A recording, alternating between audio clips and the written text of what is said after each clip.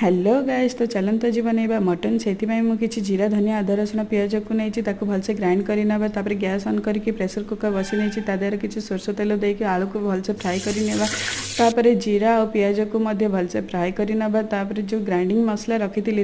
Add करके हलदी और लंका गुंड स्वाद अनुसार देकी भलसे फ्राए कर जमीक मसलार तेल बाहरी जीव। तापर जो धोईकी रखी मटन ताकू ऐड करदे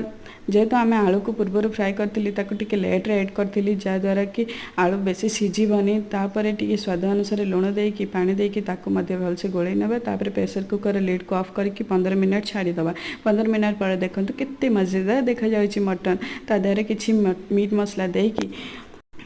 टेस्ट करना केमिति हेइछि बिलीव करेंगे बहुत ही टेस्टी थिला और आपण मध्य ट्राई करंतु घरे एमिति बनातु खातु आ मते कमेंट सेक्शन रे निहाती भाबरे जणातु जे केमिति हेइथिला। Don't forget to like and subscribe my channel.